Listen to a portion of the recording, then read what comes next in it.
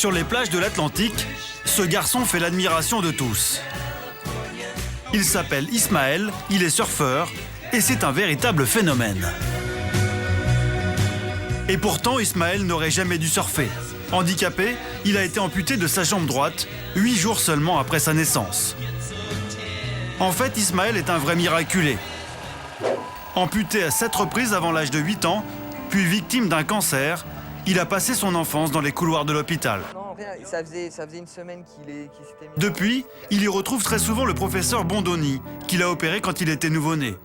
C'est lui qui lui a posé sa première prothèse à 9 mois pour apprendre à marcher. C'est pas un pied de poupée, c'est la première prothèse. Donc là, on peut voir 12,78.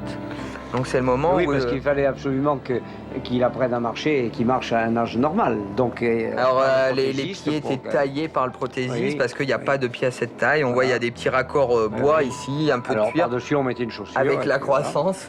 Oui. Ta prothèse, elle n'a rien à voir avec ça. Non, disons, bon, là c'est une vieille, mais bon, voilà, il y a les matériaux, il va y avoir du carbone. On met un petit côté fashion et tout ça. Moi, je cultive un petit peu cette différence. Malgré ses épreuves, malgré son handicap, Ismaël avait un rêve, faire du surf. À l'âge de 20 ans, il se jette à l'eau et là, nouveau problème. Impossible de surfer avec une prothèse classique.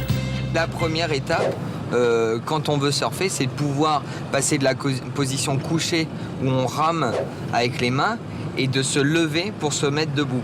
Et cette position-là, bloquée parce que la prothèse n'était pas adaptée. Et de là, j'ai travaillé et j'ai adapté une prothèse qui me permet maintenant de surfer. Cette prothèse qui n'existait pas et qu'il a bricolée lui-même, la voici. J'ai coupé les orteils d'une vieille prothèse, j'ai fait l'essai.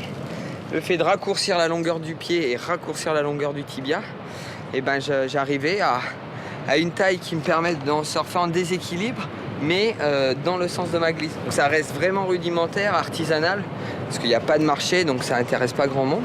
En tout cas, moi, ça m'intéresse beaucoup.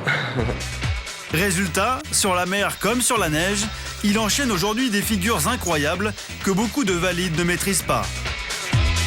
Ismaël prend tous les risques, quitte à déchausser comme personne ne déchausse. Surf, snowboard, mountainboard, skate, aucune acrobatie ne lui fait peur. À 31 ans, après bien des épreuves, Ismaël est un homme accompli. Il termine cette année ses études de biologie et cet été, il épousera Raphaël, qui partage sa vie depuis 9 ans.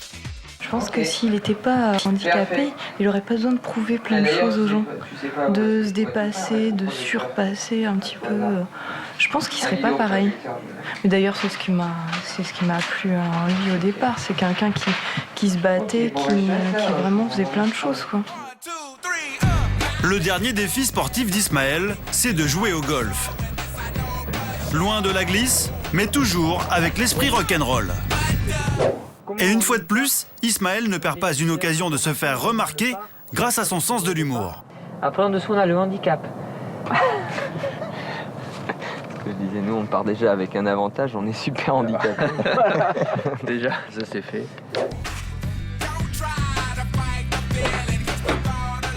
Je prépare ma retraite, le surf, le skate, ça use les articulations. Bon, le golf...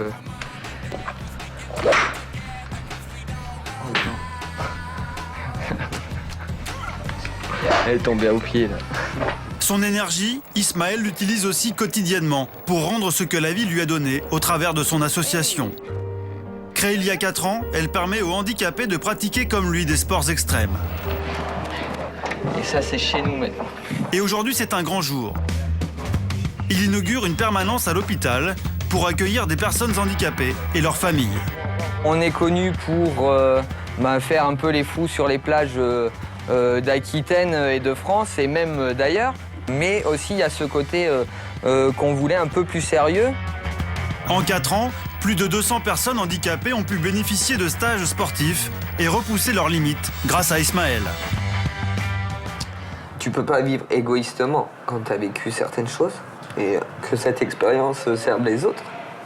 C'est quelque chose de... qui moi me motive tous les matins. Il veut prouver que la vie ne s'arrête pas au handicap.